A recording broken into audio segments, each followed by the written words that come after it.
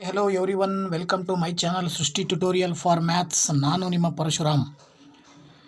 ನಾನಿವತ್ತಿನ ದಿನ ಕರ್ನಾಟಕ ಟಿಗೆ ಸಂಬಂಧಪಟ್ಟ ಹಾಗೆ ಮ್ಯಾಥ್ಸ್ ಪೇಪರು ಸೆಕೆಂಡ್ ಪೇಪರ್ ಅಂದರೆ 6ರಿಂದ 8ನೇ ತರಗತಿಗೆ ಸಂಬಂಧಪಟ್ಟಂಥ ಸೆಕೆಂಡ್ ಪೇಪರಲ್ಲಿ ಬರುವ ಮ್ಯಾಥ್ಸ್ ಕ್ವಶನ್ಸನ್ನು ಸಾಲ್ವ್ ಮಾಡ್ತಾ ಇದ್ದೀನಿ. 2015ನೇ ಪ್ರಶ್ನೆ ಪತ್ರಿಕೆಯಲ್ಲಿ ಬರ್ತಕ್ಕಂಥ ಕ್ವಶನ್ಸನ್ನು ಇವತ್ತಿನ ದಿನ ನಾನು ಅನಾಲಿಸಿಸ್ ಮಾಡ್ತಾ ಇದ್ದೀನಿ. ಅದರಲ್ಲಿ ಬರ್ತಕ್ಕಂಥ ಕ್ವಶನ್ಸನ್ನು ಸಾಲ್ವ್ ಮಾಡಿ ನಿಮ್ಮ ಜೊತೆ ಹಂಚ್ಕೊಳ್ತಾ ಇದ್ದೀನಿ. ದಯವಿಟ್ಟು ಚಾನಲ್ ಸಬ್ಸ್ಕ್ರೈಬ್ ಮಾಡಿ, ವಿಡಿಯೋಸ್ನ ಲೈಕ್ ಮಾಡಿ, ಹಾಗೆಯೇ ಕಮೆಂಟ್ ಮಾಡೋದು ಮಾತ್ರ ಮರಿಬೇಡಿ ಅಂತ ಹೇಳ್ತಾ ಈಗ ಶುರು ಮಾಡೋಣಲ್ವಾ. ನೋಡಿ, ಇಲ್ಲಿ ಬಂದುಬಿಟ್ಟು ಪೇಪರ್ 2ನಲ್ಲಿ ಬರ್ತಕ್ಕಂತಹ ಮ್ಯಾಥ್ಸ್ ಕ್ವಶನ್ಸಿಗೆ ಸಂಬಂಧಪಟ್ಟ ಹಾಗೆ ನಾವು ಇವತ್ತಿನ ದಿನ ಡಿಸ್ಕಷನ್ ಮಾಡ್ತಾ ಇದ್ದೀವಿ. ಅದಕ್ಕೆ ಸಂಬಂಧಪಟ್ಟ ಹಾಗೆ ಇಲ್ಲಿ ಬಂದುಬಿಟ್ಟು 1ನೇ ಕ್ವಶನ್ ಹೇಳುತ್ತೆ, ಎ ಗಣ ಎಯು ಗಣ ಬಿನ ಉಪಗಣವಾದಲ್ಲಿ ಇಲ್ಲಿ ಎ ಗಣ ಇದೆ, ಇನ್ನೊಂದು ಬಿ ಇದೆ. ಎ ಅನ್ನೋದು ಬಿನ ಉಪಗಣ ಆಗಿದ್ದರೆ ಕೆಳಗಡೆ ಇರುವ 4 ಆಪ್ಷನಲ್ಲಿ ಯಾವ್ದು ಸರಿ ಅಂತ ಕೇಳಿದ್ದಾರೆ ಅವರು. 1ನೇದು ಹೇಳುತ್ತೆ, ಗಣ ಎನ ಎಲ್ಲ ಗಣಾಂಶಗಳನ್ನು ಗಣ ಬಿಯು ಒಳಗೊಂಡಿರುತ್ತದೆ. ಗಣ ಎಯು ಯಾವುದೇ ಗಣಾಂಶವನ್ನು ಒಳಗೊಂಡಿರುವುದಿಲ್ಲ. ಗಣ ಬಿನಲ್ಲಿರದ ಕನಿಷ್ಠ ಒಂದು ಗಣಾಂಶವನ್ನು ಗಣ ಎಯ ಒಳಗೊಂಡಿರುತ್ತದೆ. ಹಾಗೆ ಗಣ ಎ ಯು ಬಿ ಗಣ ಯಾವುದೇ ಗಣಾಂಶವನ್ನು ಒಳಗೊಂಡಿರುವುದಿಲ್ಲ ಅಂತ ಹೇಳುತ್ತದೆ. ಇಲ್ಲಿ ಕ್ವಶನ್ ಬಂದುಬಿಟ್ಟು ನಿಮಗೆ ಎ ಗಣ ಬಿನ ಉಪಗಣ ಅಂತಂದರೆ ಅವಾಗ ಏನಾಗುತ್ತೆ ನೋಡಿ, ಇಲ್ಲಿ ಬಿ ವಿಶ್ವಗಣ ಆಯಿತು, ಎ ಉಪಗಣ ಅಂತ ಕನ್ಸಿಡರ್ ಮಾಡಿದ್ರೆ, ಸಪೋಸ್ ನಾನು ಬಿಯನ್ನು ಇಲ್ಲಿ ಒಂದು ಗಣವನ್ನು ಬರ್ಕೊಂಡಿದ್ದೀನಿ, 1 2 3 4 ಅಪ್ ಟು 10 ತನಕ ಇದೆ. ಅಲ್ಲಿಗೆ ಎ ಕನ್ಸಿಡರ್ ಮಾಡಿ ಇದರಲ್ಲಿರೋ ಕೆಲವು ಸಂಖ್ಯೆಗಳನ್ನು ಆಯ್ಕೆ ಮಾಡಿ ಬರ್ತಿದ್ದೀನಿ, 2 4 6 8 10. ಈ 2 ಗಣಗಳನ್ನು ಅಬ್ಸರ್ವ್ ಮಾಡಿದರೆ ಅಲ್ಲಿ ಯಾವ್ದು ಸರಿ ಆಗುತ್ತೆ ನೋಡಿ. 1ನೇದು ಹೇಳುತ್ತೆ, ಗಣ ಎನ ಎಲ್ಲ ಗಣಾಂಶಗಳನ್ನು ಬಿಯು ಒಳಗೊಂಡಿರುತ್ತದೆ. ಇದು ಸರಿಯಾಗಿದೆ ಅಲ್ವಾ.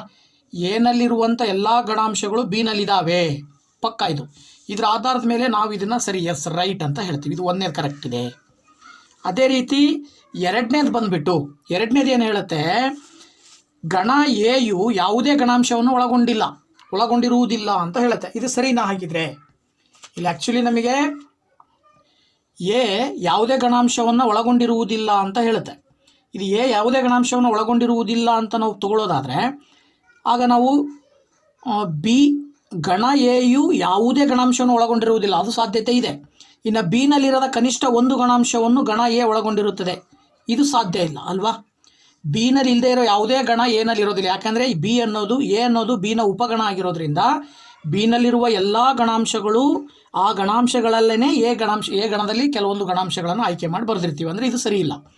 ಇನ್ನು ಎ ಯು ಬಿ ಗಣ ಯಾವುದೇ ಗಣಾಂಶವನ್ನು ಒಳಗೊಂಡಿರುವುದಿಲ್ಲ. ಇನ್ನೊಂದು ಏನು ಹೇಳುತ್ತೆ, ಎ ಬಿನಲ್ಲಿರೋ ಯಾವುದೇ ಗಣಾಂಶವನ್ನು ಒಳಗೊಂಡಿರುವುದಿಲ್ಲ ಅಂತೇಳಿ. ಹಾಗಾದರೆ ಇದು ತಪ್ಪು. ಬಿನಲ್ಲಿರೋವನ್ನೇ ತೊಗೊಳ್ಬೇಕು ನಾವು. ಎ ತೊಗೊಳ್ಬೇಕಾದ್ರೆ ಬಿನಲ್ಲಿರೋನು ಬಿಟ್ಟು ಬೇರೆಯವ್ನು ತಗೊಳ್ಳೋ ಹಾಗಿಲ್ಲ. ಅಲ್ಲಿಗೆ ನಿಮಗೆ 1 ಮತ್ತು 2 ಎ ಮತ್ತು ಬಿ ಸರಿಯಾದ ಉತ್ತರ. ಅದ್ರ ಪ್ರಕಾರ ನಿಮಗೆ ಎ ಮತ್ತು ಬಿ ಸರಿಯಾದ ಉತ್ತರ ಅಂತ ಕನ್ಸಿಡರ್ ಮಾಡಿದ್ರೆ ಇಲ್ಲಿ ಆಪ್ಷನ್ ಬಂದುಬಿಟ್ಟು ಆಪ್ಷನ್ ಯಾವುದು, ಎ ಮತ್ತು ಬಿ 2ನೇ ಆಪ್ಷನ್ ಸರಿಯಾದ ಉತ್ತರ. ಓಕೆನಾ. ಇದಾದ ನಂತರ 2ನೇ ಪ್ರಶ್ನೆ, 92ನೇ ಪ್ರಶ್ನೆ, ನಿಮಗೆ 2015ನೇ ಪೇಪರ್ನಲ್ಲಿ ಬರ್ತಕ್ಕಂಥ 92ನೇ ಪ್ರಶ್ನೆ.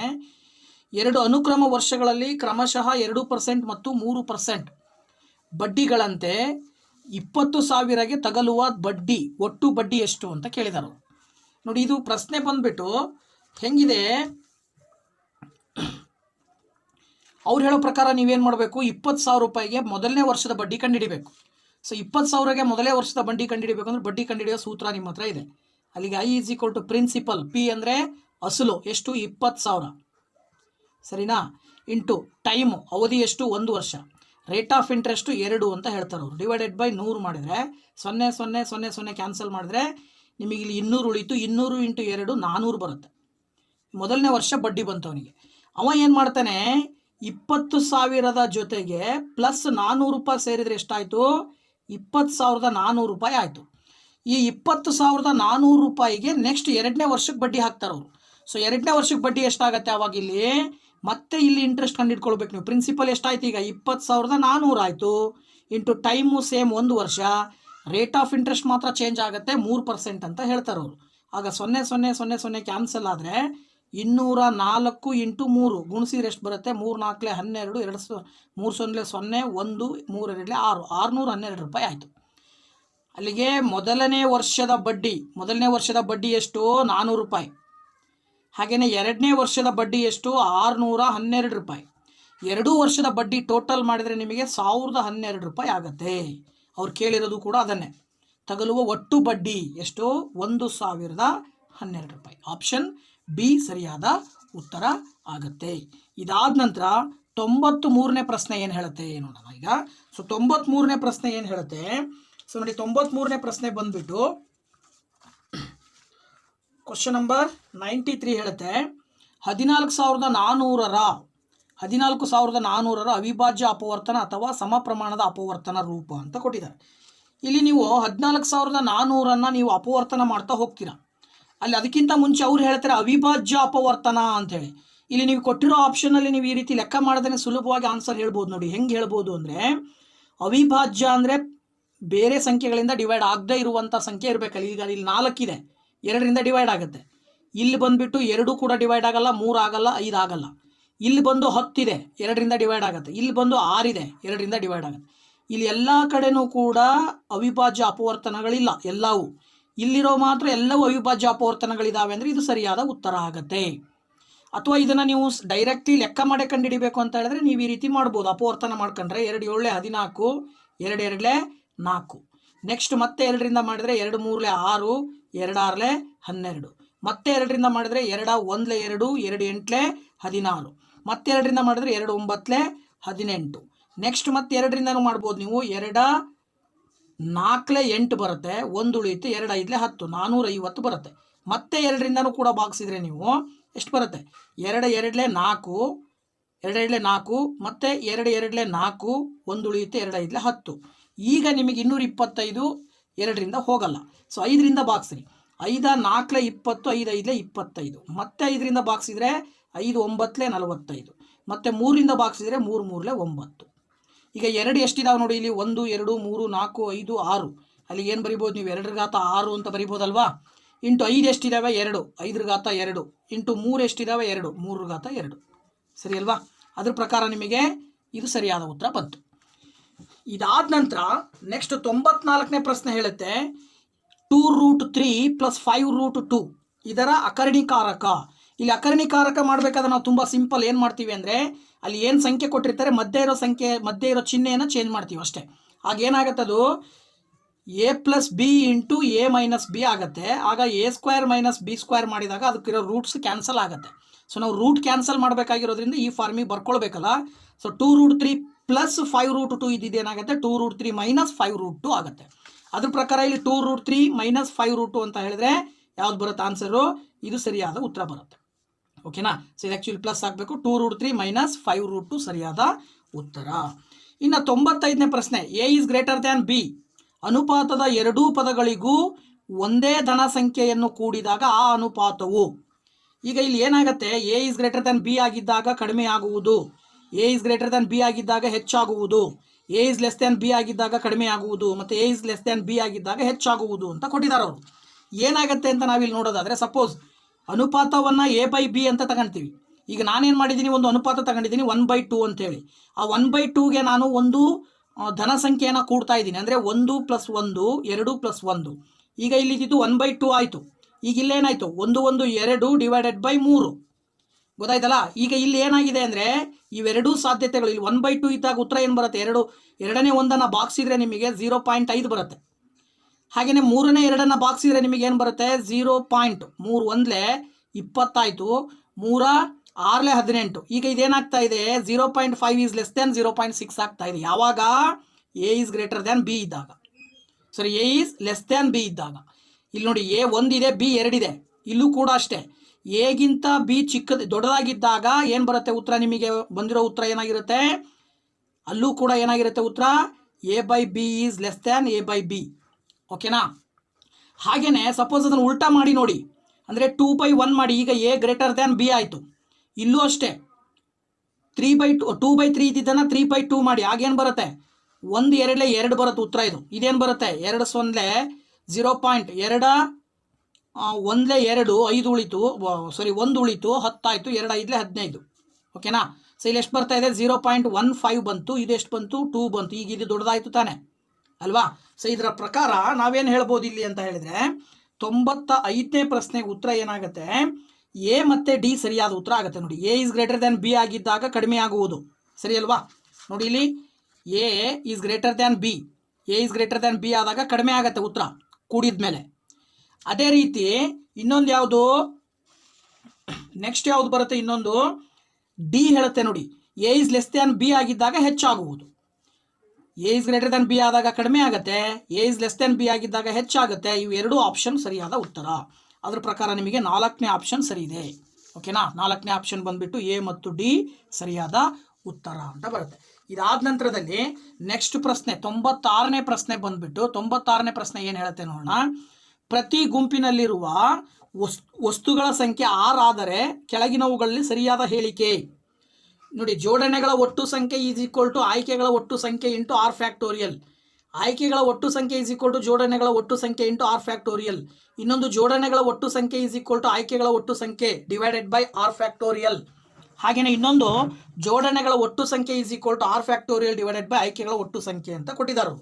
ಸೊ ಅದ್ರ ಪ್ರಕಾರ ನೀವು ಇಲ್ಲಿ ನಿಮಗೆ ಗೊತ್ತಿರಬೇಕು ಏನು, ಗುಂಪಿನಲ್ಲಿ ಹೇಳಬೇಕಾದಾಗ ಜೋಡಣೆಗಳನ್ನು ಕ್ರಮವಾಗಿ ನಾವು ಯಾವ ರೀತಿ ಎಕ್ಸ್ಪ್ಲೇನ್ ಮಾಡ್ತೀವಿ ಅಂದರೆ, ನಿಮಗೆ 10th ಸ್ಟ್ಯಾಂಡರ್ಡಲ್ಲಿ ಸಿಲೆಬಸ್ಸಲ್ಲಿ ಬರುತ್ತೆ. ಏನು, NPR is equal to NCR into r factorial ಅಂತಕ್ಕಂಥ ಒಂದು ನಿಯಮ ಇದೆ.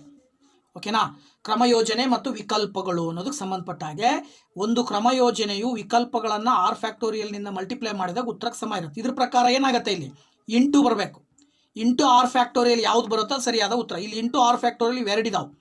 ಇವೆರಡರಲ್ಲಿ ಒಂದು ಆಯ್ಕೆಗಳ ಒಟ್ಟು ಸಂಖ್ಯೆ ಇಂಟು ಆರ್ ಫ್ಯಾಕ್ಟೋರಿಯಲ್ ಇದೆ, ಇನ್ನೊಂದು ಏನಿದೆ ಜೋಡಣೆಗಳ ಒಟ್ಟು ಸಂಖ್ಯೆ ಇಂಟು ಆರ್ ಫ್ಯಾಕ್ಟೋರಿಯಲ್. ಇಲ್ಲಿ ಆಯ್ಕೆ ಬೇರೆ, ಜೋಡಣೆ ಬೇರೆ. ಸೊ ಇಲ್ಲಿ ನಾವು ಜೋಡಣೆ ಮಾಡಿರೋದು NPR ಅಂದರೆ ಜೋಡಣೆ, NCR ಅಂದರೆ ಆಯ್ಕೆ. ಅದ್ರ ಪ್ರಕಾರ ಜೋಡಣೆಗಳ ಒಟ್ಟು ಸಂಖ್ಯೆ ಇಂಟು ಆರ್ ಫ್ಯಾಕ್ಟೋರಿಯಲ್ ಇದು. ಇಲ್ಲಿ ಏನಿದೆ, ಆಯ್ಕೆಗಳ ಒಟ್ಟು ಸಂಖ್ಯೆ ಇಂಟು ಆರ್ ಫ್ಯಾಕ್ಟೋರಿಯಲ್. ನೋಡಿ, ಆಯ್ಕೆಗಳ ಒಟ್ಟು ಸಂಖ್ಯೆ equal to r factorial. NPR ಅಂದರೆ ಜೋಡಣೆಗಳ ಒಟ್ಟು ಸಂಖ್ಯೆ, NCR ಅಂದರೆ ಆಯ್ಕೆಗಳ ಒಟ್ಟು ಸಂಖ್ಯೆ. ಆದ್ದರಿಂದ 1ನೇ ಆಪ್ಷನ್ ಸರಿಯಾದ ಉತ್ತರ. ಎಷ್ಟು ಬರುತ್ತೆ ನಿಮಗೆ, ಇದು ಜೋಡಣೆಗಳ ಒಟ್ಟು ಸಂಖ್ಯೆ ಈಸ್ ಈಕ್ವಲ್ ಟು ಆಯ್ಕೆಗಳ ಒಟ್ಟು ಸಂಖ್ಯೆ ಇಂಟು ಆರ್ ಫ್ಯಾಕ್ಟೋರಿಯಲ್ ಸರಿಯಾದ ಉತ್ತರ ಬರುತ್ತೆ. ಓಕೆ ಫ್ರೆಂಡ್ಸ್, ನೆಕ್ಸ್ಟ್ ಬಂದ್ಬಿಟ್ಟು 97ನೇ ಪ್ರಶ್ನೆಗೆ ಹೋಗೋಣ. 97ನೇ ಪ್ರಶ್ನೆ ಏನು ಹೇಳುತ್ತೆ, ಕೆಳಗಿನವುಗಳಲ್ಲಿ ಹರವು ಅಳೆಯಲು ಸರಿಯಾದ ಆಯ್ಕೆ ಅಂತ ಕೊಟ್ಟಿದ್ದಾರೆ. ಸರಾಸರಿ, ಮಧ್ಯಾಂಕ, ರೂಢಿ ಬೆಲೆ, ಸರಾಸರಿ, ಮಧ್ಯಾಂಕ, ವ್ಯಾಪ್ತಿ, ಸರಾಸರಿ, ಚತುರ್ಥಕ ವಿಚಲನೆ, ಸರಾಸರಿ ವಿಚಲನೆ, ಮಾನಕ ವಿಚಲನೆ. ನೆಕ್ಸ್ಟ್ ಬಂದು ವ್ಯಾಪ್ತಿ, ಚತುರ್ಥಕ ವಿಚಲನೆ, ಸರಾಸರಿ ವಿಚಲನೆ, ಮಾನಕ ವಿಚಲನೆ ಅಂತ ಕೊಟ್ಟಿದ್ದಾರೆ. ಇಲ್ಲಿ ನಿಮಗೆ ಸಂಖ್ಯಾಶಾಸ್ತ್ರದಲ್ಲಿ 2 ಬರ್ತವೆ ಮುಖ್ಯವಾಗಿ. ಒಂದು ಕೇಂದ್ರೀಯ ಪ್ರವೃತ್ತಿ, ಇನ್ನೊಂದು ಬಂದುಬಿಟ್ಟು ಹರವು ಅಳೆಯುವುದು ಅಂತ. ಸೊ ಕೇಂದ್ರೀಯ ಪ್ರವೃತ್ತಿನಲ್ಲಿ 3 ಬರ್ತವೆ. ಸೆಂಟ್ರಲ್ ಟೆಂಡೆನ್ಸಿ ಅಂತ ಹೇಳ್ತೀವಿ ನಾವು, ಮೀನ್, ಮೀಡಿಯನ್, ಮೋಡ್. ಅದ್ರ ಪ್ರಕಾರ ಸರಾಸರಿ, ಮಧ್ಯಾಂಕ, ರೂಢಿ ಬೆಲೆ. ಈ ಸರಾಸರಿ ಅನ್ನೋದು ಏನಾಗುತ್ತೆ, ಕೇಂದ್ರೀಯ ಪ್ರವೃತ್ತಿ ಅಂದರೆ ಸೆಂಟ್ರಲ್ ಟೆಂಡೆನ್ಸಿಯನ್ನು ಕಂಡುಹಿಡಿಯಲಿಕ್ಕೆ ಬಳಸ್ತಕ್ಕಂಥದ್ದು. ಸೊ ಇಲ್ಲಿ 1ನೇ ಆಪ್ಷನಲ್ಲೂ ಅದಿದೆ, ಇದರಲ್ಲೂ ಕೂಡ ಸರಾಸರಿ ಇದೆ, 3ರಲ್ಲೂ ಸರಾಸರಿ ಇದೆ. ಹಾಗಿದ್ರೆ ಅದು ಬರಲ್ಲ. ಹರವು ಅಳೆಯುವ ಮಾಪನದಲ್ಲಿ ಇವು ಬರ್ತವೆ, ವ್ಯಾಪ್ತಿ, ಚತುರ್ಥಕ ವಿಚಲನೆ, ಸರಾಸರಿ ವಿಚಲನೆ ಮತ್ತು ಮಾನಕ ವಿಚಲನೆ. ಆದ್ದರಿಂದ 4ನೇ ಆಪ್ಷನ್ನು ಸರಿಯಾದ ಉತ್ತರ ಇಲ್ಲಿ. ಓಕೆನಾ. ಸೊ ಇದಾದ ನಂತರದಲ್ಲಿ ನೆಕ್ಸ್ಟ್ ಪ್ರಶ್ನೆಗೆ ಬಂದುಬಿಟ್ಟು 98ನೇ ಪ್ರಶ್ನೆ ಹೇಳುತ್ತೆ. 98ನೇ ಪ್ರಶ್ನೆ ಏನು ಹೇಳುತ್ತೆ, A1x + B1y = C1 ಮತ್ತು A2x + B2y = C2ಗಳ ಒಂದು ಜೊತೆ ಏಕಕಾಲಿಕ ರೇಖಾತ್ಮಕ ಸಮೀಕರಣಗಳಲ್ಲಿ A1 is not equal to 0, A2 is not equal to 0, B1 is not equal to 0, B2 is not equal to 0. C1 ಮತ್ತು C2ಗಳು ವಾಸ್ತವ ಸಂಖ್ಯೆಗಳಾಗಿರುತ್ತವೆ. ಹಾಗಾದರೆ ಈ ಸಮೀಕರಣಗಳು ಅನಂತ ಪರಿಹಾರ ಹೊಂದಿರುವ ಸಂದರ್ಭವೆಂದರೆ, ಅನಂತ ಪರಿಹಾರ ಅಂದರೆ ಇನ್ಫೈನೈಟ್ ವ್ಯಾಲ್ಯೂಸು, ಒಂದಕ್ಕಿಂತ ಅಥವಾ ಬಹಳ ಹೆಚ್ಚಿನ ಬೆಲೆಗಳನ್ನು ಕೊಡಬೇಕು. ಅಲ್ಲಿ ಬರ್ತಕ್ಕಂಥ ವೇರಿಯೇಬಲ್ ಇಲ್ಲಿ ಎಕ್ಸ್ ಅಂದರೆ ಎಕ್ಸ್ ಮತ್ತು ವೈಗೆ ಬೆಲೆಗಳು ಏನಾಗ್ತಾ ಹೋಗಬೇಕು, ಹೆಚ್ಚಾಗ್ತಾ ಹೋಗಬೇಕು. ಹೀಗೆ ಎಕ್ಸ್ ಮತ್ತು ವೈನ ಬೆಲೆಗಳು ಯಾವಾಗ ಹೆಚ್ಚಾಗುತ್ತೆ ಅಂದರೆ ನಮಗೆ ಇಲ್ಲೊಂದು ಕಂಡೀಷನ್ ಬರುತ್ತೆ. ಏನಪ್ಪ ಅಂದರೆ ನೋಡಿ, ಅಲ್ಲಿ ನಾವು ಕೊಟ್ಟಿರ್ತಕ್ಕಂಥ 2 ಸಮೀಕರಣಗಳಲ್ಲಿ A1 B1 A2 B2 ಇವನ್ನ ತಗೊಂಡ್ರೆ A1/A2 is not equal to B1/B2 ಆಗಿದ್ರೆ ಅದು ಲೈನ್ಸ್ ಇಂಟರ್ಸೆಕ್ಟಿಂಗ್ ಆಗ್ತವೆ. ಇಂಟರ್ಸೆಕ್ಟಿಂಗ್ ಅಂದರೆ ಒಂದಕ್ಕೊಂದು ಇಂಟರ್ಸೆಕ್ಟ್ ಆಗ್ತವೆ. ಈ ರೀತಿ ಇಂಟರ್ಸೆಕ್ಟ್ ಆದಾಗ ಒಂದೇ ಒಂದು ಬೆಲೆ ಬರುತ್ತೆ, ವ್ಯಾಲ್ಯೂ ಬಂದುಬಿಟ್ಟು ಒಂದು ಬೆಲೆ ಸಿಗುತ್ತೆ. ನೆಕ್ಸ್ಟು ಇದು 2ನೇ ಆಪ್ಷನ್ ಕೊಟ್ಟಿದ್ದಾರೆ ಅವರು, ಅದು 2ನೇ ಆಪ್ಷನ್ ಆಗೋ ಸಾಧ್ಯತೆ ಇಲ್ಲ. ಇನ್ನು 3ನೇ ಆಪ್ಷನ್ ಆಗುತ್ತೆ. ಹೆಂಗಾಗುತ್ತೆ, A1/A2 B1/B2 ಸಮ ಇರುತ್ತೆ, ಬಟ್ C1/C2 ಸಮ ಇರಲ್ಲ. ಆಗ ಲೈನ್ಸ್ ಏನಾಗ್ತವೆ, ಹಿಂಗೆ ಪ್ಯಾರಲಲ್ ಹೋಗ್ತವೆ ಗ್ರಾಫಲ್ಲಿ. ಹೀಗೆ ಲೈನ್ 2 ಗ್ರಾಫಲ್ಲಿ ಪ್ಯಾರಲಲ್ ಹೋದಾಗ ಯಾವುದೇ ಬೆಲೆ ಸಿಗಲ್ಲ, ನೋ ವ್ಯಾಲ್ಯೂಸ್ ಫೌಂಡು. ಅದೇ A1/A2 ಮತ್ತು B1/B2 C1/C2 ಮೂರೂ ಕೂಡ ಸೇಮ್ ಇದ್ದರೆ, ರೇಷಿಯೋ 3ದ್ದು ಸೇಮ್ ಇದ್ದಾಗ ಲೈನ್ಸು ಕೋ ಇನ್ಸಿಡೆಂಟ್ ಅಂದರೆ ಒಂದು ಲೈನ್ ಮೇಲೆ ಮತ್ತೆ ಇನ್ನೊಂದು ಲೈನ್ ಹೋಗುತ್ತೆ. ಹಿಂಗೆ ಒಂದು ಲೈನ್ ಮೇಲೆ ಇನ್ನೊಂದು ಲೈನ್ ಹೋಯಿತು ಅಂದರೆ ಮೆನಿ ಸೊಲ್ಯೂಷನ್ಸ್ ಫಾರ್ಮೇಷನ್ ಆಗ್ತವೆ. ಏನು ಫಾರ್ಮೇಷನ್ ಆಗ್ತವೆ? ಮೆನಿ ಸೊಲ್ಯೂಷನ್ ಫಾರ್ಮೇಷನ್ ಆಗ್ತವೆ. ಅದ್ರ ಪ್ರಕಾರ ನಿಮಗೆ 4ನೇ ಆಪ್ಷನ್ ಸರಿಯಾದ ಉತ್ತರ ಯಾವುದು? A1/A2 is equal to B1/B2 is equal to C1/C2. ಇದಾದ ನಂತರ 99ನೇ ಪ್ರಶ್ನೆ ಹೇಳುತ್ತೆ. 99ನೇ ಪ್ರಶ್ನೆ ಏನು ಹೇಳುತ್ತೆ ಅಂದರೆ A² - B² ಮತ್ತು A - B² ಮಾಸ. ನೋಡಿ, ಅದನ್ನು ಕಂಡುಹಿಡಿಬೇಕು ಅಂದರೆ ನೀವು ಮಾಸ ಕಂಡುಹಿಡಿಬೇಕಾದ್ರೆ A² - B² ಅಂದರೆ ನಿಮಗೆ ಫಾರ್ಮುಲಾ ಇದೆ ನಿಮ್ಮ ಹತ್ರ. A² - B² ಅಂದರೆ ಏನು ಹೇಳ್ತೀರಿ? A + B × A - B. A - B² ಅಂದರೆ ಅದರ ಅರ್ಥ A - B ಅನ್ನು 2 ಸರಿ ಬರ್ಕೊಳ್ರಿ. ಈಗ ಇವೆರಡರಲ್ಲೂ A - B ಮತ್ತು A - B ಕಾಮನ್ ಇದೆಯಲ್ವಾ? ಸೊ A - B ಕಾಮನ್ ಇರೋ ಟರ್ಮನ್ನು ಹೊರಗಡೆ ತಗೊಂಡ್ರಿ ಅಂದರೆ ಇದನ್ನು ನಾವೇನಂತ ಕರಿತೀವಿ? ಮಾಸ ಅಂತ ಕರಿತೀವಿ. ಸೊ ಅದ್ರ ಪ್ರಕಾರ ಇಲ್ಲಿ ಮಾಸ ಬಂದ್ಬಿಟ್ಟು ಎಷ್ಟು? A - B. 99ನೇದಕ್ಕೆ 1ನೇ ಆಪ್ಷನ್ ಸರಿಯಾದ ಉತ್ತರ ಆಗತ್ತೆ. ಇದಾದ ನಂತರದಲ್ಲಿ ನೆಕ್ಸ್ಟ್ ಪ್ರಶ್ನೆ ಬಂದು ಇಲ್ಲಿ x⁴ + √2y⁴ ಅಪವರ್ತಿಸಿದ ರೂಪ ಅಂತ ಕೊಟ್ಟಿದ್ದಾರೆ ಅವರು. ಸೊ ಇದನ್ನು ಅಪವರ್ತಿಸಿದಾಗ ಅಂತ ಕೊಟ್ಟಿದ್ದಾರೆ. ನೋಡಿ, ಇಲ್ಲಿ ಪ್ರಶ್ನೆ ಬಂದು ಈ ರೀತಿ ಇದೆ. x⁴ + √2 × y⁴. ಇದನ್ನು ನಾವೇನು ಮಾಡ್ಬೋದು? x² ಅಂತ ಬರ್ಕೊಳ್ಬೋದು. ಪ್ಲಸ್ ಇದನ್ನು √2y² ಅಂತ ಬರಿಬೋದು. ಸರಿನಾ? ಇಲ್ಲಿಗೆ ನೀವು ನಿಮಗೆ ಗೊತ್ತಿರೋ ಪ್ರಕಾರ ಏನು A² + B² + 2AB ಅಂತಿದೆಯಲ್ಲ, ಈ ಫಾರ್ಮಲ್ ಬರ್ಕೊಂಡ್ರೆ ಇಲ್ಲಿ ಪ್ಲಸ್ 2 × xy - 2 × xy ಅಂತ ಬರಿಬೋದು. ನೀವು 2 × ಇವೆರಡು ಒಂದ್ಸರಿ ಕೂಡ್ತಾ ಇದ್ದೀರಾ, ಒಂದ್ಸರಿ ಕಳೀತಾ ಇದ್ದೀರಾ. ಸೊ ನೋ ಪ್ರಾಬ್ಲಮ್, ವ್ಯಾಲ್ಯೂ ಏನು ಚೇಂಜ್ ಆಗಲ್ಲ. ಇದಿಷ್ಟನ್ನು ಸೇರಿ ನೀವೇನು ಬರಿಬೋದು? ನೀವು ಈಗ ಇಲ್ಲಿ x² + √2y² ಅಂತ ಬರಿಬೋದು. ಇದನ್ನು ಇಲ್ಲಿ ಏನಾಗುತ್ತೆ? -2xy ಉಳಿಯುತ್ತೆ.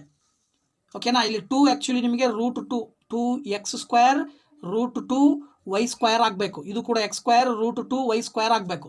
ಆಗೇನಾಗುತ್ತೆ ನಿಮಗೆ ಇಲ್ಲಿ 2 × √2 x²y². ಸೊ ಇದನ್ನು ನೀವು ಸಿಂಪ್ಲಿಫೈ ಮಾಡಿದ್ರೆ ಈಗ ಇಲ್ಲಿ ಏನು ಮಾಡ್ಬೋದು? ಇದು A, ಇದು B ಅಂತ ಕನ್ಸಿಡರ್ ಮಾಡಿದ್ರೆ A² - B² ಫಾರ್ಮಲ್ ಇದೆಯಾ? ಈಗ ಮತ್ತೇನು ಮಾಡ್ಬೋದು ನೀವು? A + B × A - B formal ಬರೆದ್ರೆ x² + 2y² ಪ್ಲಸ್ ಇಲ್ಲಿ ಏನು ಮಾಡ್ಬೋದು? 4xy ಆಗುತ್ತೆ. 2ಗೆ ಸ್ಕ್ವೇರ್ ಮಾಡಿ √2ಗೆ ಸ್ಕ್ವೇರ್ ಮಾಡಿದ್ರೆ 2 ಆಗುತ್ತೆ. 2 × 2 = 4. 4xy ಬಂತು. ಈ ಕಡೆ ಏನು ಉಳಿಯುತ್ತೆ? x² + 2y² ಪ್ಲಸ್ ಪ್ಲಸ್ ಬದಲಾಗಿ ಏನು ಬರುತ್ತೆ? -4xy. ಓಕೆನಾ? A + B × A - B ಇದ್ರೆ A² - B² ಫಾರ್ಮಲ್ ಬರಿಬೋದು. ಅದ್ರ ಪ್ರಕಾರ ಬರೆದ್ರೆ ಈ ಆನ್ಸರ್ ಬರುತ್ತೆ. ಸೊ ಈ ಆನ್ಸರ್ ಎಲ್ಲಿದೆ ನಿಮಗೆ ಅಂತ ಹೇಳಿದ್ರೆ 4ನೇ ಆಪ್ಷನ್ ಕರೆಕ್ಟ್ ಆಗಿದೆ. 3ನೇ ಆಪ್ಷನ್ ಸರಿಯಾಗಿದೆ.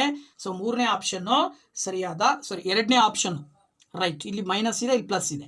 ಸೊ 2ನೇ ಆಪ್ಷನ್ನು ಸರಿಯಾದ ಉತ್ತರ ಆಗುತ್ತೆ. ಇದಾದ ನಂತರದಲ್ಲಿ 101ನೇ ಪ್ರಶ್ನೆಗೆ ಹೋಗೋಣ. A + B + C = 0 ಆದಾಗ ಕೆಳಗಿನ ನಿತ್ಯ ಸಮೀಕರಣಗಳಲ್ಲಿ ಯಾವುದು ತಪ್ಪು ಅಂತೇಳಿ. ಈಗ ನಮಗೆ ಗೊತ್ತಿರೋ ಪ್ರಕಾರ ಆಲ್ಜಿಬ್ರಾದಲ್ಲಿ ಒಂದು ನಿಯಮ ಏನು ಹೇಳುತ್ತೆ? If A + B + C = 0 then AQ + BQ + CQ - 3ABC = 0.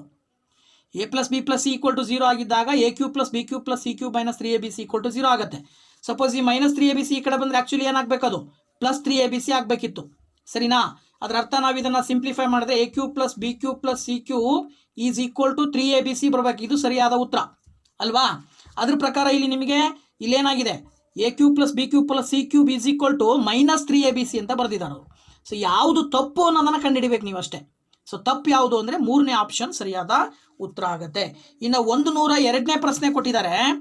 x - 3 ಇಂದ 3x³ + 11x² + 34x + 106 ಅನ್ನು ಭಾಗಿಸಿದಾಗ ಉಂಟಾಗುವ ಶೇಷ ರಿಮೈಂಡ್ರಿ ಕೇಳಿದ್ದಾರೆ ಅವರು. ಸೊ ಶೇಷ ಕಂಡುಹಿಡಿಬೇಕಂದ್ರೆ ನೋಡಿ, ಇಲ್ಲಿ ಪ್ರಶ್ನೆನ ನಾನು ಹೇಗೆ ಸಾಲ್ವ್ ಮಾಡ್ತೀನಿ. ಈಗ x - 3 = 0 ಇದೆ. ಈಗ ನಾವು -3ನ ಈಕ್ವಲಿಂದ ಆ ಕಡೆ ತೊಗೊಂಡ್ರೆ ರಿಮೈಂಡರ್ ಥಿಯರಮ್ ಅಂತ ಬರುತ್ತೆ. ಅದ್ರ ಪ್ರಕಾರ ಮಾಡ್ಬೇಕು ನಾವಿಲ್ಲಿ. -3 ಆ ಕಡೆ ಹೋದರೆ +3 ಆಯಿತು. ಈಗ ನೀವು ತುಂಬ ಸಿಂಪಲ್ಲು, ಇಲ್ಲಿ ಏನು ಪಾಲಿನಾಮಿಯಲ್ ಇದೆ, ಈ ಪಾಲಿನಾಮಿಯಲ್ಗೆ ನೀವೇನು ಮಾಡಬೇಕು? ಎಕ್ಸ್ ಇರೋ ಹತ್ರ ಎಲ್ಲ 3 ಅಪ್ಲೈ ಮಾಡ್ತಾ ಹೋಗಿ. ಅಂದರೆ 3 × 3³ ಆಗುತ್ತೆ, + 11 × 3² ಆಗುತ್ತೆ, + 34 × 3 ಆಗುತ್ತೆ, + 106 ಬರುತ್ತೆ. ಆಗ 3 × 3³ ಅಂದರೆ 3 3 9, 9 3 27, + 11 × 3 3 9, + 34 × 3 ಮಾಡಿ ಎಷ್ಟು ಬರುತ್ತೆ? 34 ಮತ್ತು 3 ಗುಣಿಸಿದರೆ 4 3 12, ದಸ್ಕ 1 3 3 9 1 10, 102 ಬಂತು. ಇದಾದ ನಂತರ ಇದು +106 ಇದೆ. ಸೊ ಇದಿಷ್ಟನ್ನು ಕೂಡಿದರೆ ನೀವು 3 ಮತ್ತು 27 ಗುಣಿಸಿದರೆ 81 ಬರುತ್ತೆ. ಪ್ಲಸ್ ಇಲ್ಲಿ 11 9 99 ಬರುತ್ತೆ. ಪ್ಲಸ್ ಇದು 102 ಬರುತ್ತೆ, ಪ್ಲಸ್ ಇದು 106, ಇವಿಷ್ಟನ್ನು ಆ್ಯಡ್ ಮಾಡಿದರೆ ನಿಮಗೆ ವ್ಯಾಲ್ಯೂ ಸಿಗುತ್ತೆ, ರಿಮೈಂಡರ್ ಎಷ್ಟು ಬರುತ್ತೆ ಅಂತ ನೋಡಿ. 9 1 10, 2 12 6, 18ಕ್ಕೆ 8 ದಶಕ 1, ಮತ್ತೆ 8 1 9 9, 18ಕ್ಕೆ 8 ದಶಕ 1, 1 2 3, 388 ಬಂತು. ಸೊ ನಿಮಗೆ ಆಪ್ಷನ್ ಬಂದ್ಬಿಟ್ಟು 388, 4ನೇ ಆಪ್ಷನ್ನು ಸರಿಯಾದ ಉತ್ತರ ಆಗುತ್ತೆ. ಇನ್ನು 103ನೇ ಪ್ರಶ್ನೆ ನೋಡೋಣ. 103ನೇ ಪ್ರಶ್ನೆ ಏನು ಹೇಳುತ್ತೆ, ಎಂ ಮತ್ತು ಎನ್ಗಳು ax² + bx + c = 0 ವರ್ಗ ಸಮೀಕರಣದ ಮೂಲಗಳು. ಹಾಗಾದರೆ ಮೂಲಗಳ ಗುಣಲಬ್ಧ ಮತ್ತು ಅನುಕ್ರಮವಾಗಿ, ಗುಣಲಬ್ಧ ಮತ್ತು ಮೊತ್ತ ಅನುಕ್ರಮವಾಗಿ ಅಂತ ಕೊಟ್ಟಿದ್ದಾರೆ. ಸೊ ಇದು ನಿಮಗೆ ಗೊತ್ತಿರಬೇಕು, SSLCನಲ್ಲಿ ಇದು ಕೂಡ ಬರ್ತಕ್ಕಂಥದ್ದು. ಒಂದು ವರ್ಗ ಸಮೀಕರಣದ ಮೂಲಗಳ ಗುಣಲಬ್ಧ ಏನಾಗಿರುತ್ತೆ, c/a ಆಗಿರುತ್ತೆ. ಅದೇ ಮೂಲಗಳ ಮೊತ್ತ ಏನಾಗಿರುತ್ತೆ, -b/a ಆಗಿರುತ್ತೆ. So m + n = -b/a, mn = c/a ಬಂದರೆ ನಿಮಗೆ ಸರಿಯಾದ ಉತ್ತರ ಎಲ್ಲಿದೆ ಅದು ಆಪ್ಷನ್ ಬಂದ್ಬಿಟ್ಟು 3ನೇ ಆಪ್ಷನ್ ಇದೆ. ಸೊ 3ನೇ ಆಪ್ಷನ್ ಸರಿಯಾದ ಉತ್ತರ ಆಗುತ್ತೆ. ಇದಾದ ನಂತರ 104ನೇ ಪ್ರಶ್ನೆ ಹೇಳುತ್ತೆ, ಎರಡು ತ್ರಿಭುಜಗಳು ಸರ್ವಸಮವಾಗಿಲ್ಲದ ಸಂದರ್ಭವೆಂದರೆ, ಎರಡು ತ್ರಿಭುಜಗಳು ಯಾವಾಗ ಸರ್ವಸಮ ಆಗಿರೋದಿಲ್ಲ ಅಂತ ಕೇಳಿದಾರೆ ಅವ್ರು ಹೇಳ್ತಾರೆ. ಎಷ್ಟು ಆಪ್ಷನ್ಸನ್ನು ಕೊಟ್ಟಿದ್ದಾರೆ ಅವರು, ಎಷ್ಟು ಆಪ್ಷನ್ ಕೊಟ್ಟಿದ್ದಾರೆ, 4 ಆಪ್ಷನ್ ಇದೆ. ಆ 4 ಆಪ್ಷನಲ್ಲಿ 1ನೇ ಆಪ್ಷನ್ ಹೇಳುತ್ತೆ 3 ಜೊತೆ ಬಾಹುಗಳು ಸಮವಾಗಿದ್ದಾಗ, ಹಾಗೇನೆ 3 ಜೊತೆ ಕೋನಗಳು ಸಮವಾಗಿದ್ದಾಗ, ಆಮೇಲೆ 2 ಜೊತೆ ಬಾಹುಗಳು ಮತ್ತು ಅವುಗಳಿಂದ ಉಂಟಾದ ಕೋನಗಳು ಸಮವಾಗಿದ್ದಾಗ, ಆಮೇಲೆ 2 ಜೊತೆ ಕೋನಗಳು ಮತ್ತು ಅವುಗಳ ಸಾಮಾನ್ಯ ಬಾಹುಗಳು ಸಮವಾಗಿದ್ದಾಗ ಅಂತ ಕೊಟ್ಟಿದ್ದಾರೆ. ಸೊ ಅದ್ರ ಪ್ರಕಾರ ನೀವು ಹೋಯ್ತು ಅಂತ ಹೇಳಿದ್ರೆ ಅಲ್ಲಿ ಏನಾಗುತ್ತೆ ನೋಡಿ, ಇಲ್ಲಿ ಸೊ ಅವ್ರು ಹೇಳೋ ಪ್ರಕಾರ ಒಂದು SSS ಕ್ರಿಟೀರಿಯಾ ಬರುತ್ತೆ, 3 ಬಾಹುಗಳು ಸಮ ಇದ್ದರೆ. ಇನ್ನೊಂದು AAA ಕ್ರಿಟೀರಿಯಾ ಇದ್ದೆ, ಇನ್ನೊಂದು 2 ಬಾಹು 1 ಕೋನ, ಆಮೇಲೆ 2 ಕೋನ 1 ಬಾಹು. ಇಲ್ಲಿ 3ಕ್ಕೂ ಸಾಧ್ಯತೆ ಇದೆ, ಇದು 3 ಇದ್ದಾಗ ಅದು ಸರ್ವಸಮ ಆಗಿರ್ಬೋದು. ಬಟ್ ಇದು ಕಷ್ಟ ಸಾಧ್ಯ. ಯಾಕೆ ಕಷ್ಟ ಸಾಧ್ಯ ಅಂದರೆ, ಇಲ್ಲಿ ಉದಾಹರಣೆಗೆ ಒಂದು ಲಂಬಕೋನ ತ್ರಿಭುಜ ಬರುತ್ತೆ, ಸರಿನಾ? ಈ ಲಂಬಕೋನ ತ್ರಿಭುಜದಲ್ಲಿ ಏನಾಗುತ್ತೆ, ಸಪೋಸ್ 3 ಆ್ಯಂಗಲ್ ಈಕ್ವಲ್ ಇದ್ವು ಅಂತ ತಿಳ್ಕೊಳ್ಳಿ, ಸರಿನಾ? ಇಲ್ಲೂ ಕೂಡ 3 ಆ್ಯಂಗಲ್ ಈಕ್ವಲ್ ಇತ್ತು ಅಂದರೆ ಸೈಡ್ಸ್ ಬೇರೆ ಬೇರೆ ಆಗಿರುತ್ತೆ. ಅದು ಒಂದು 3 4 5 ಇರುತ್ತೆ, ಇನ್ನೊಂದು 6 8 10 ಇರುತ್ತೆ. ಆಗ ಏನಾಗುತ್ತೆ, ಆಗ ಆ್ಯಕ್ಚುಲಿ ಏನಾಗುತ್ತೆ, ಅಲ್ಲಿ ಸೈಡ್ಸ್ ಬೇರೆ ಬೇರೆ ಆಗ್ತಾವೆ ತಾನೆ. ಸೊ ಸೈಡ್ಸ್ ಬೇರೆ ಬೇರೆ ಆಗ್ತವೆ, ಕೋನಗಳು ಸಮ ಇದ್ರೂ ಸೈಡ್ ಬೇರೆ ಬೇರೆ ಇದ್ದಾಗ ಅದು ಸರ್ವಸಮ ಆಗಿರ್ಲಿಕ್ಕೆ ಸಾಧ್ಯ ಇಲ್ಲ. ಆ ಕಾರಣದಿಂದ 104ನೇ ಪ್ರಶ್ನೆಗೆ 2ನೇ ಆಪ್ಷನ್ನು ಸರಿಯಾದ ಉತ್ತರ ಆಗುತ್ತೆ. ಇದು 2ನೇ ಆಪ್ಷನ್ ಸರಿಯಾದ ಉತ್ತರ. ಇದಾದ ನಂತರ 105ನೇ ಪ್ರಶ್ನೆ ಬಂದ್ಬಿಟ್ಟು, ಸೊ 105ನೇ ಪ್ರಶ್ನೆ ಬಂದ್ಬಿಟ್ಟು ಏನು ಹೇಳುತ್ತೆ ನೋಡೋಣ ಇಲ್ಲಿ. ಸೊ ನೋಡಿ, ಇಲ್ಲಿ 105ನೇ ಪ್ರಶ್ನೆ ಹೇಳುತ್ತೆ, ಎರಡು ಸಮರೂಪಿ ತ್ರಿಭುಜಗಳ ಅನುರೂಪ ಬಾಹುಗಳ ಅನುಪಾತವು 9:16. ಹಾಗಾದರೆ ಅವುಗಳ ವಿಸ್ತೀರ್ಣಗಳ ಅನುಪಾತ. ನೋಡಿ, ಇದು ಕೂಡ 10ನೇ ತರಗತಿಯ ಒಂದು ಸಿಲೆಬಸ್ಸಲ್ಲಿ ಬರ್ತಕ್ಕಂಥ ಮತ್ತೊಂದು ಕ್ವಶನ್. ಸೊ ತ್ರಿಭುಜಗಳಿಗೆ ಸಂಬಂಧಪಟ್ಟ ಹಾಗೆ ತ್ರಿಭುಜದ ವಿಸ್ತೀರ್ಣಕ್ಕೆ ಸಂಬಂಧಪಟ್ಟಂಥ ಒಂದು ಥೇರಮ್ ಬರುತ್ತೆ. ಆ ಒಂದು ಪ್ರಮೇಯ ಹೇಳುತ್ತೆ, ABCಯ ವಿಸ್ತೀರ್ಣ / DEFನ ವಿಸ್ತೀರ್ಣ = AB² / ಅಂತೇಳಿ. ಅಂದರೆ ಎರಡು ಅನುರೂಪ ತ್ರಿಭುಜಗಳಿದ್ರೆ ಆ ಅನುರೂಪ ತ್ರಿಭುಜಗಳ ವಿಸ್ತೀರ್ಣಗಳ ಅನುಪಾತ ಅದೇ ತ್ರಿಭುಜಗಳ ಕರೆಸ್ಪಾಂಡಿಂಗ್ ಸೈಡ್ಸ್ ಅಂತ ಏನು ಕರಿತೀವಿ ನಾವು, ಆ ಸೈಡ್ಸ್ನ ಸ್ಕ್ವೇರ್ ಮಾಡಿದರೆ ಅಂದರೆ ಅದನ್ನು ವರ್ಗಕ್ಕೆ ಸಮ ಆಗಿರುತ್ತೆ ಅಂತ ಹೇಳ್ತಾರೆ. ಅದ್ರ ಪ್ರಕಾರ ಅವ್ರು ಹೇಳೋ ಪ್ರಕಾರ ದಟ್ ಈಸ್ ಈಕ್ವಲ್ ಟು ಏನಾಗುತ್ತೆ, ಅವ್ರು ಏನು ಕೊಟ್ಟಿದ್ದಾರೆ ನಿಮಗೆ, ರೇಷಿಯೋ ಕೊಟ್ಟಿದ್ದಾರೆ. ಅನುಪಾತ ಎಷ್ಟು ಬಂತಂತೆ, 9/16 ರೇಷಿಯೋ ಕೊಟ್ಟಿದ್ದಾರೆ. ಆಗ ಅದನ್ನು ನೀವೇನು ಮಾಡಬೇಕು, ಸ್ಕ್ವೇರ್ ಮಾಡಬೇಕಷ್ಟೇ. ಈಗ ABಗೆ ಸ್ಕ್ವೇರ್ ಕ್ಯಾನ್ಸಲ್ ಮಾಡಿದರೆ 9ಗೆ ಸ್ಕ್ವೇರ್ ಬರುತ್ತೆ, DEಗೆ ಸ್ಕ್ವೇರ್ ಕ್ಯಾನ್ಸಲ್ ಮಾಡಿದರೆ 16ಗೆ ಸ್ಕ್ವೇರ್ ಬರುತ್ತೆ. ಅಲ್ಲಿಗೆ ನಿಮಗೆ AB/DE ಆಯಿತು. ಸೊ ಈ 9ರ ಸ್ಕ್ವೇರ್ ಬಂದು 81, 16ರ ಸ್ಕ್ವೇರ್ ಬಂದು 256, that is equal to AB/DE. ಓಕೆನಾ? ಸೊ 81 / 256 ಅಂದರೆ ರೇಷಿಯೋ ಬಂದುಬಿಟ್ಟು 81:256 ಕೊಟ್ಟಿದ್ದಾರೆ. ಸೊ 3ನೇ ಆಪ್ಷನ್ ಸರಿಯಾದ ಉತ್ತರ.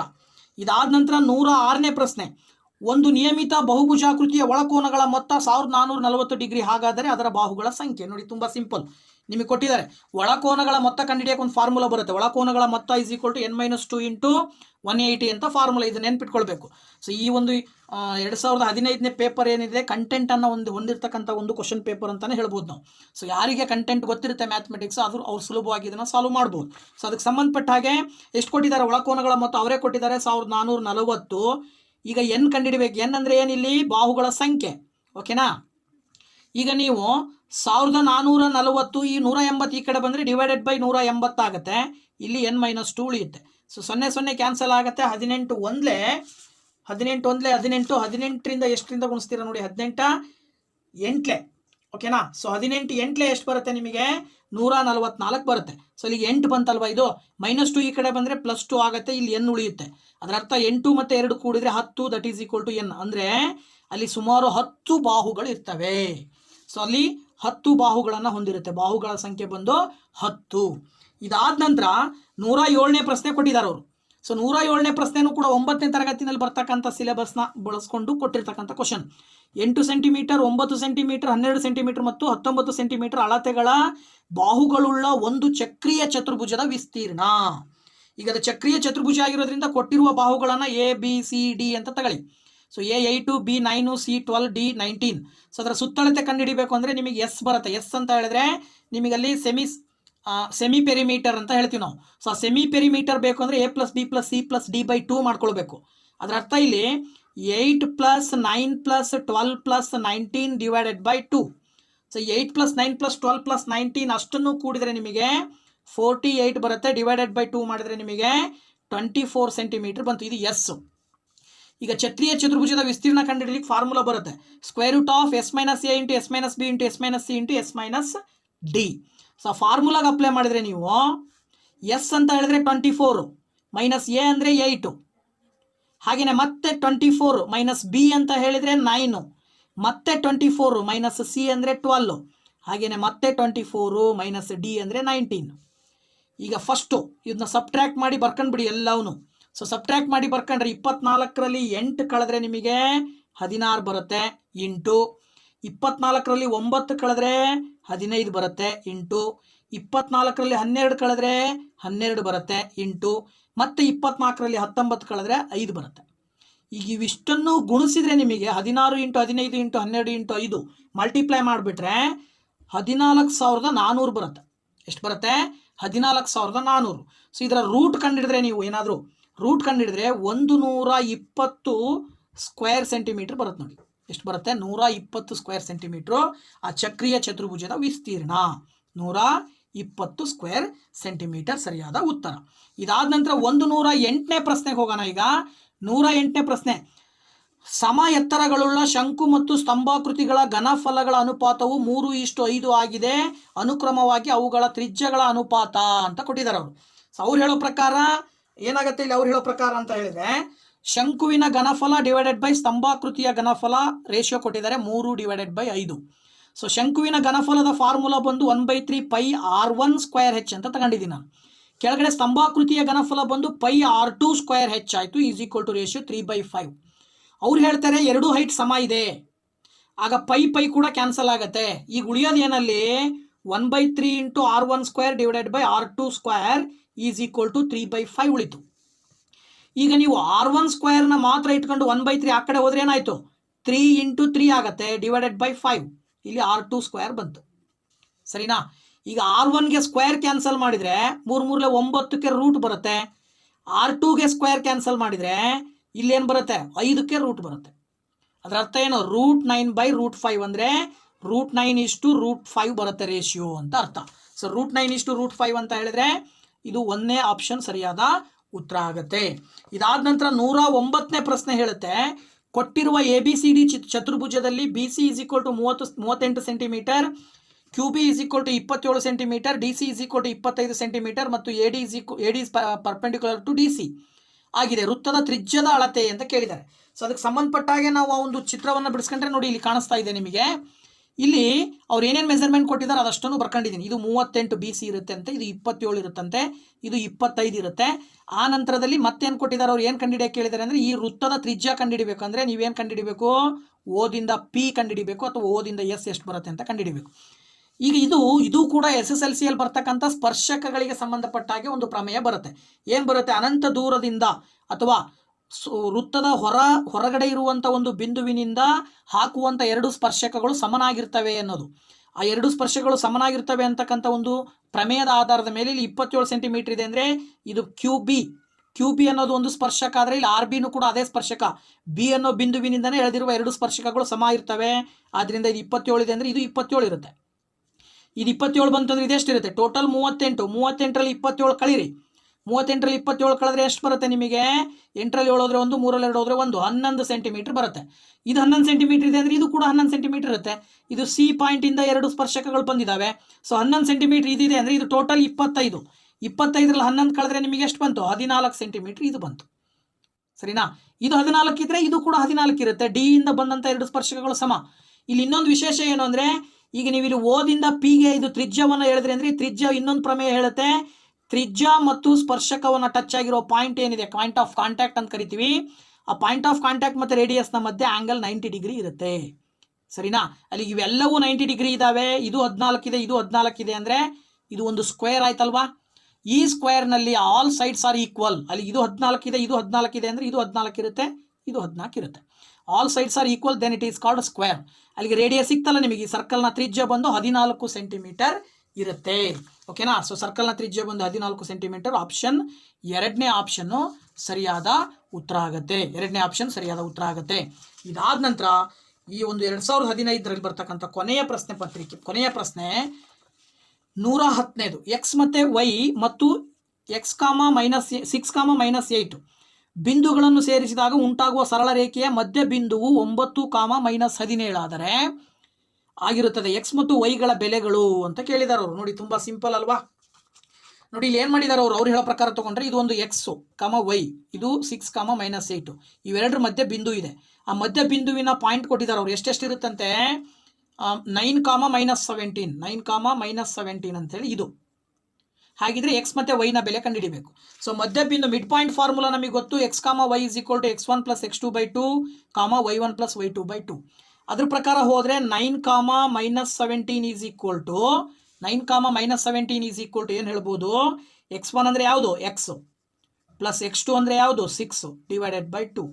y1 ಅಂತ ಹೇಳಿದ್ರೆ y ಪ್ಲಸ್ y2 ಅಂದರೆ -8 /2. ಈಗ ಇದನ್ನು ಸಿಂಪ್ಲಿಫೈ ಮಾಡಿದ್ರೆ, ಈಗ ನೀವು ಸಿಂಪ್ಲಿಫೈ ಮಾಡಬೇಕಂದ್ರೆ ಸಪ್ರೇಟ್ ತಗೊಂಬಿಡಿ. 9 ಫಸ್ಟ್ ಇದು 1 ಪಾಯಿಂಟ್ ತಗೊಳ್ಳಿ, ಇದನ್ನು ತಗೊಳ್ಳಿ, x + 6/2. ಹಾಗೆಯೇ ಈ ಕಡೆ -17 ತಗೊಳ್ಳಿ, y + -8/2. ಹಿಂಗೆ ಸಪ್ರೇಟ್ ತಗೊಂಡ್ಬಿಟ್ರೆ ಇಲ್ಲಿ ಎಕ್ಸ್ ಬೆಲೆ ಸಿಗುತ್ತೆ, ಇಲ್ಲಿ ವೈ ಬೆಲೆ ಸಿಗುತ್ತೆ. ನೋಡಿ, 9 2 ಈ ಕಡೆ ಬಂದರೆ ಇಂಟು ಆಯಿತು, 9 2 18. ಇಲ್ಲಿ ಎಕ್ಸ್ + 6 ಉಳಿತು. ಇಲ್ಲೂ ಅಷ್ಟೇ, 2 ಈ ಕಡೆ ಬಂದರೆ 34 -34. ಇಲ್ಲಿ ಏನು ಉಳಿತು? y -8 ಉಳಿತು. ನೆಕ್ಸ್ಟ್ ಸ್ಟೆಪ್ ಏನು ಮಾಡೋದು? 6 ಈ ಕಡೆ ತೊಗೊಂಬಂದರೆ 18ರಲ್ಲಿ 6 ಕಳಿಬೇಕು ತಾನೆ, ಪ್ಲಸ್ ಇದೆ, ಈ ಕಡೆ ಬಂದರೆ ಮೈನಸ್ ಆಗುತ್ತೆ. 18ರಲ್ಲಿ 6 ಹೋದರೆ 12 ಬರುತ್ತೆ, that is equal to X.